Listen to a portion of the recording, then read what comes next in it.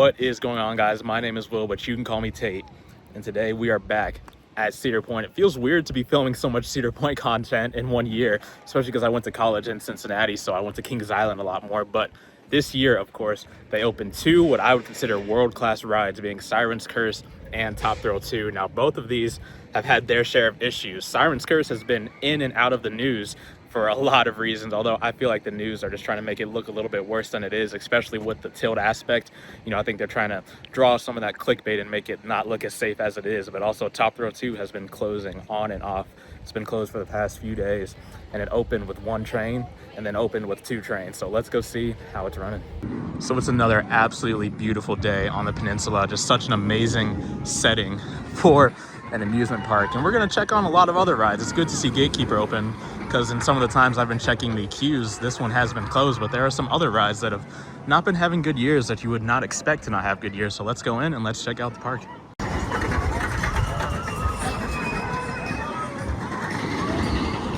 All right, so we're back in the park entrance, and the first thing we're gonna do is we're gonna hang around and we're gonna head right into this gift shop here, because I know that's one place where you can redeem your one free fast lane. Well, here's the first ride that's having a troubled year. Raptor will not open today, and yeah, if we step to the side there, you can see that the trains are in storage. They're not even on the track, and this ride's actually been closed for the past few days. So I'm not sure what's going on here. Maybe it's maintenance, or hopefully it's not reaching the end of its service life, but I never remember Raptor having any issues, and it's had a lot of issues this year, yeah, especially lately. All right, and now at the main midway, we've got another B&M that's closed today, Valraven. Not sure what's going on with that, because that's a newer one. That's also been one of the more reliable rides over the years. So yeah, we've got two B&Ms right next to each other that are closed, but hey, looks like Top Thrill 2 is actually open. Oh my goodness. For some reason, every time I come, it looks like it's going over the top hat slow, but compared to everybody else's video, it looks like it shoots over the top hat. But let's head to Siren's Curse here first. Here we are closer to Top Thrill 2, and it is just so amazing how much better this park is, of course, when the ride that's in the center of the park is running. I mean, the atmosphere is just awesome. Hearing it and seeing it go up that spike, watching everybody's heads go up and look at it. I mean, when this ride is open, it's something else. And oh wow, it's almost like Top Thrill Dragster, where you don't know that it's gonna make it over the top hat. Here it is, walking down the midway towards Siren's Curse. Of course, this view now blocks Millennium Force having Siren's Curse here, but hey, I think it's awesome that we've got Top Thrill 2 also right next door. Hasn't sent a train? Oh, there's one. Guess that was just a slow dispatch, so let's go see what the line looks like for this.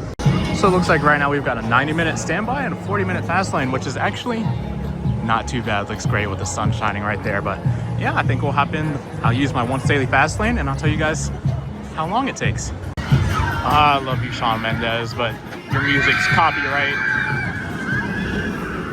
so you're gonna ruin my off-ride shot. The standby line actually does not look that bad at all. It only comes back to about there, and I don't even think there's any switchbacks maybe between that and the merge point of the lockers, so we'll check that out when we get on the queue. So you probably didn't ask, but I've noticed that Cedar Point has been refreshing their bathrooms. I don't know if this one has been done for the Siren's Curse opening because it's right next door, or if it was just redone a couple years ago, but this bathroom next to Siren's Curse looks brand new. So of course we've got the water feature, the themed supports. Again, all so impressive considering the small amount of time between the announcement of this ride and when it opened. And yeah, this does not look like a bad standby line at all. So I'm trying to show this. This is the fast lane line here on the left, and that's the main queue. My hand just ruined that, but there's a merge point that you can see where they sort of join, and that's where the lockers are. And once you put your stuff in the lockers, and there's only one line after that. So this is not a bad standby line at all. I do think though there is switchbacks right next to this locker merge point for the normal line. But still, I would say that's probably like a 30-minute standby line for Siren's Curse, which is not bad at all. But yeah, here's our fast lane line.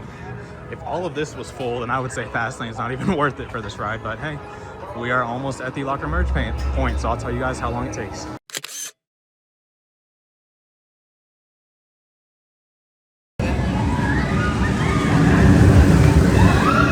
So I don't think there's any switchbacks. So this is not a bad standby line at all. To be honest, almost just as long as the fast lane line. This is actually amazing how short this is, because they basically, this locker point that you'll see up in front of us, they let it fill up. They'll let fast lane in to fill it up, and then once that clears out, then they'll let the standby line in to fill it up. So yeah, not bad at all. So there's the merge for the standby. Here's the merge for the fast lane. Yeah, yeah, that is almost like a 15-minute standby line for Siren's Curse, so maybe we'll get multiple rides in the day. All right, so only 5 minutes. Got to throw you guys in the locker. I'll be back. Wow, so that was my second ride on Siren's Curse. They're still very aggressively assigning rows, but I actually asked because we were the second people, so obviously I'm a front row guy, but they took the front. So I was like, hey, can we go for the back? And they said, yeah, no problem.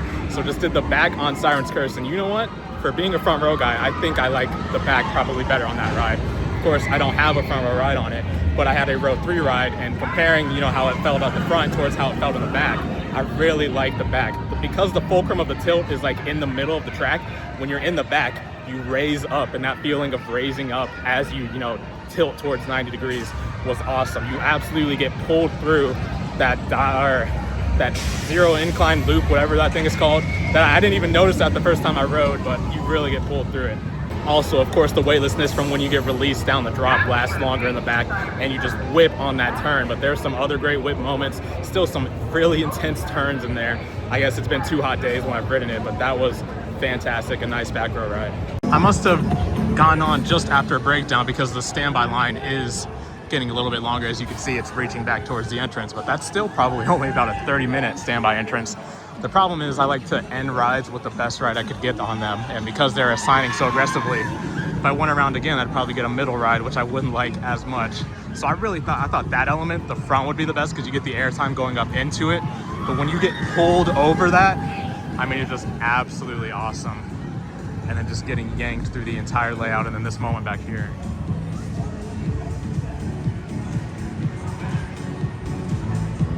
That was really good. And the turn right after that is the most intense turn where I really noticed the positives. Oh, and by the way, those 2 0G rolls, they might not feel the exact same, but they feel very similar to the Mosasaurus roll on Velocicoaster. But hey, let's head towards Top Throw 2.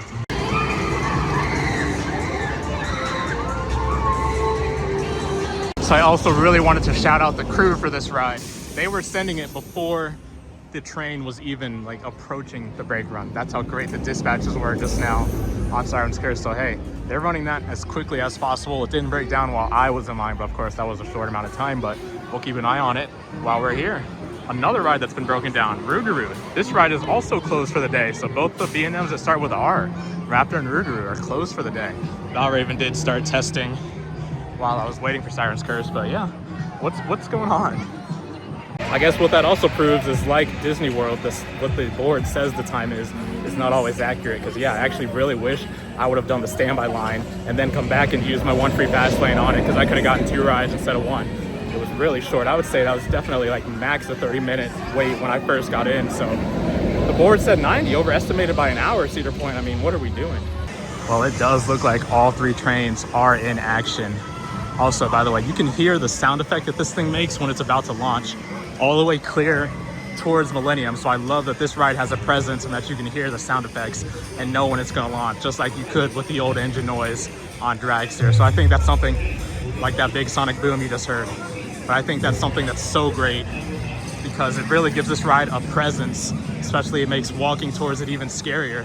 But when you look at Kingda Ka, which had no sound effects and was in the corner of the park, this ride's definitely been better presented. I want to examine the operations because what I've said in all of my past vlogs is when this thing runs 3 trains, it is amazing how fast I can crank them out. So this one's going back, and normally this is about when they're ready to dispatch. Again, I can't zoom because of this fence, so you have to trust me. I can't really tell, but now is normally when they give their all clear. That's when it's going to start ascending the top hat. And we should see this one start coming out. There it is. So that one's coming out right now. And look at that. The switch track hadn't even switched back before they dispatched the train. And that switch track switches back as soon as it goes over the top hat. So the fact that they are sending them out that quick is absolutely amazing. I mean, let's go see how long it says the line is. The only thing that could help them do it any better is if this little pause was a little bit quicker, but maybe they have that in there so that these LSM fins don't overheat from sending launches so fast, but they send it at the interval that the ride programming will let them send it at. You know what I mean? So if that pause was quicker, then they could send them even faster. But hey, I'm sure that pause is in there for a reason. Just like the original dragster, you would sit there and get a second to contemplate what you're about to go through. But yeah, I'm so impressed with how they operate this ride. Let's see if we can catch 2 in a row. So there, it looks like they're finishing checking the restraints in there as this one's going down. I'm gonna film this one going over. Let's see how fast it goes over.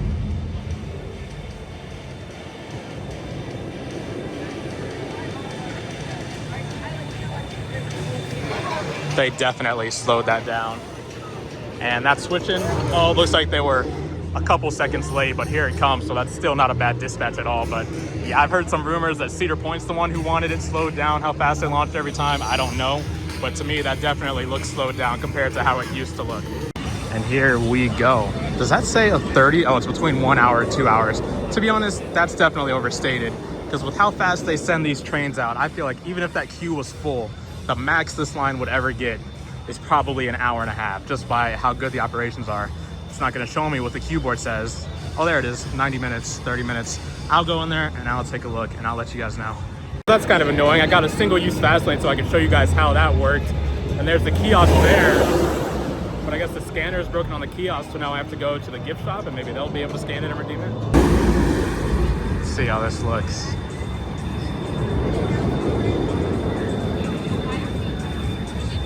Yeah, it's almost back to like dragster where you don't know if it's gonna roll back every time. So I was able to get my fast lane from that gift shop. So I've never really said anything good about this locker situation, and that's because when the ride first opens or near park open, that line for the metal detectors is full. And oh, they removed all the guarding out here, but there was a bunch of guarding, so there was another line out here. So what that means is you wait in this line to then wait in that line to then wait in the line for the actual ride. So that it's really unfortunate, especially if you have to use the bathroom and then you have to go out and re-wait through one of those lines. But once the ride's been open for a while, the lines actually aren't that long and it's not bad at all. And this thing just had, I don't know if you guys heard that, but the countdown sort of stopped as it was doing it. But hey, I'm gonna put you guys in the locker and I'll holler at you when I get off. Well, I'll give my full review on the Top Thrill 2 experience in a second. I just wanted to point out, it's great to see Magnum open because this ride has also not been having the best year. So yeah, good to see the Classic back open. All right, so I'm sitting here right at the base of the ride to give my review. So unfortunately, they're very aggressively assigning rows on this ride too. In fact, this and Siren's Curse have an announcement that says, we will be assigning you rows in order to keep the lines moving quickly for this very popular ride. So we got assigned to row 7, and luckily they paired me with another enthusiast, and he was like, can we go to row 10 by chance? And they're like, fine. So they gave us the back row. I've always said I really wanted to try the back row on that ride, but I knew I would like the front so much better, so if they let me pick, I was always going to do the front. But anyways, I got forced to the back, and we just did it in the back. And the first thing, you know, I was worried the roughness might be a lot. It was honestly not that much worse than the front row, so not too bad. Definitely has its moments, you know, where you can feel the roughness, but not too bad. The backwards launch was great. In fact, in the back, I noticed the pull up into the spike felt a little bit more intense, maybe because we started it, of course, before gravity had its time to affect any point of the train. So that was really intense. And then it's really cool in the back. You do go above Power Tower when you're in the back row. So being literally on top of Power Tower, above Millennium, just looking out onto the park, onto the beautiful setting. Also, Siren's Curse has a beautiful view. So just a great view on that spike. And then the third launch. The third launch is my favorite moment, especially in the front, because you get so much wind to your face. And this ride's always been the best way to cool down on a nice hot day because of how fast you go. Sorry that it's going behind me. But you still get a decent amount of wind, especially if you've got your arms up. I stuck my head out to the side of the seat in front of me, you know, to still get a little bit of wind. And then over the top hat, so you guys saw how slow it was running, you still do get pulled over and get a nice amount of airtime, as you did on the original dragster. I remember documenting that because me and my friend always argued about that.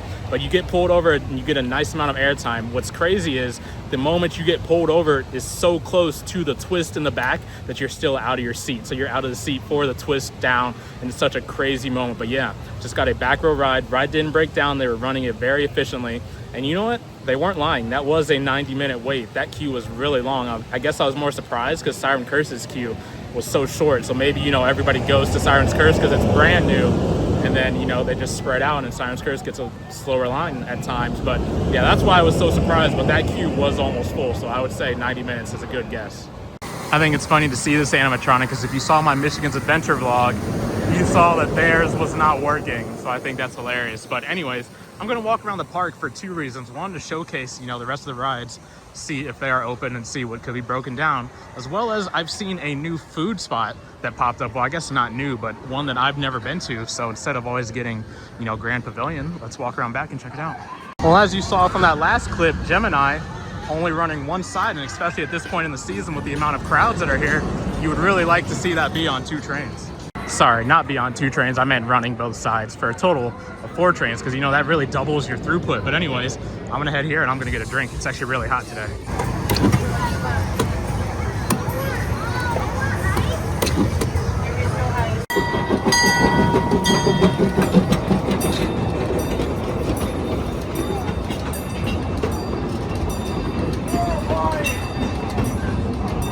Get around in the train. That's what when you pull the horn, it shoots white smoke out. Hey, go! Please remain behind the bridge. Yeah, I guess instead of calling you. Well, this is sad. It looks like there's a construction fence blocking what used to be the Cedar Point Museum. So that's really sad to see. I thought they were gonna bring that back at some point. Anyways, the spot I wanted to try is right here, the Farmhouse Kitchen and Grill. I've actually never had this place. So let's walk in and let's see what they got. Oh wow, so this setup really reminds me of Coney Barbecue at Cedar Point, or at Kings Island, excuse me.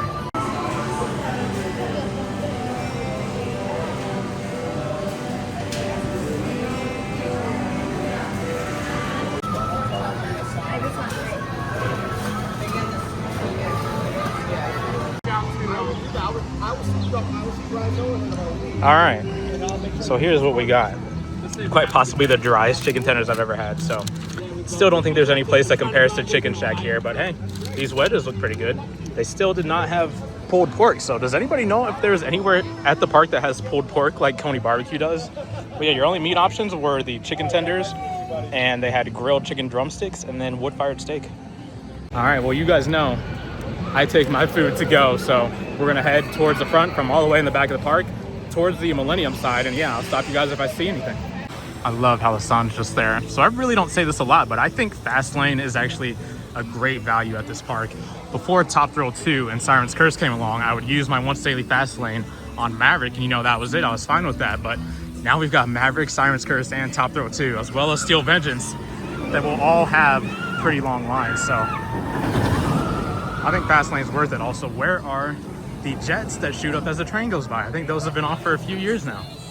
So all that was here last time I was back here was this fountain. And it looks like are these the boats from the, I guess, the river boat ride that we used to have? I guess they placed those in there for some scenery, so it looks good. You wouldn't really tell a ride was here unless you've been here for so long. And if you saw my California's Great America vlog from earlier this summer, you will see that I revoked my statement that I would like Railblazer placed back there just because of the capacity concerns. But hey, I wouldn't mind if they built Gold Striker in here in the other plot of land that I'll show you in a second. So I've been coming to this park for about 15 years. And one of the rides I actually haven't done is the Rapids rides. And it seems like that's closed today with no sign out. It's really hot, so I'm not sure why that's closed. I guess add that to the list of rides that are closed, because I don't think that should be closed today, especially with how hot it is out. It's good to see the petting zoo open. Although, hey, these animals haven't escaped in a while. Well, I have no clue whose horses these are and why they're there, but yeah, this plot of land combined with where Snake River Falls is, I would really like Gold Striker to go. I mean, especially because that's what this park needs. A nice good woody, go ahead and transfer it over here and then do a full retrack. So of course, Millennium got a new motor this year.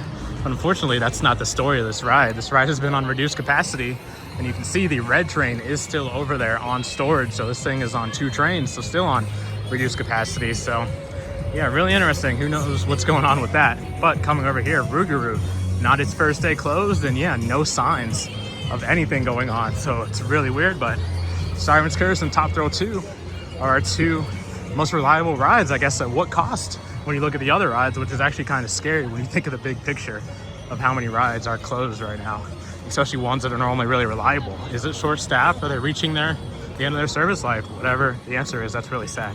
Of course, as soon as I say how reliable it is, Top Thrill 2 is sending a test train empty. So I guess that just came back from a breakdown, but hey, I'm not mad at it. I think it's done very good. today. I really haven't talked about the on-ride soundtrack that's on Siren's Curse. Now, of course, sirens are very scary creatures. In fact, if you guys don't know what a siren is, I would look it up because it's, I guess, too dark for me to even talk about on YouTube. Anyways, as you're going up the lift hill, you hear the siren singing to you.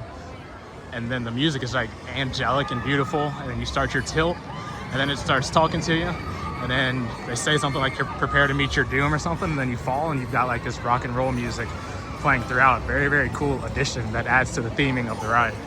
Yeah, I guess I caught Siren's Curse at a really good time. Really wish now that I'd done the standby line and then the fast lane line, because look at how far back this standby line is. Yeah, oh, it goes all the way there now. I must have caught it like just opening from an extended breakdown, because that is crazy. But yeah, I'll take a back row ride. Well, I guess you guys have seen and I've shown the crowds this year. I mean, every day this park has just been so busy. What's crazy is back the first couple years after Gatekeeper came out, when I first got my season pass, there were days that I came in and I walked on Maverick. And you know, of course, back in those days, the original Dragster was the only ride you had to worry about breaking down, but both of those seem to be gone for now. Well, you can see Gatekeeper moving there. And Valraven has since reopened with people. So hey, we got 2 out of our 4 B&Ms open. Look at that, look at us go. Well, I took a quick break on my way out, got the sun shining, and we got a closed ride right there. But yeah, got a back row on Siren's Curse, and you know what? I'm okay saying that I think that's the best row on Siren's Curse, even though I normally like the front row on rides for the win, but got some great airtime and some great G-forces, some great pullover on Siren's Curse. And then also got the back row of Top Throw too, and you know what? You get a great airtime moment on the top hat, but I definitely think the front is better. I mean, the wind on that third launch is insane. So I've just been documenting as it comes, as you guys have seen all year, especially with Cedar Point. Got some closed rides, but hey, we've got some open ones. So I guess that's just the state of Cedar Point in 2025. Well, be sure to comment down your guys' experiences with Cedar Point this year so we can paint sort of a holistic picture for anybody else who might be coming. Of course, I've documented a few experiences this year, but yeah, I love hearing from you guys, especially when you validate what I've been filming. But anyways, you guys are watching my summer of content. I've been to so many parks this summer and it's been great documenting this for you all. I really hope you guys are enjoying all the videos. I've got a vlog coming from a park outside of the country that I never thought I would go to. So yeah, really excited to share all this content. I've got more vlogs on the way for you guys. But with that, my name is Will. You can call me Tate. Got a new video coming every Friday this summer at noon. I read every comment I get, and I'll see you guys in the next one.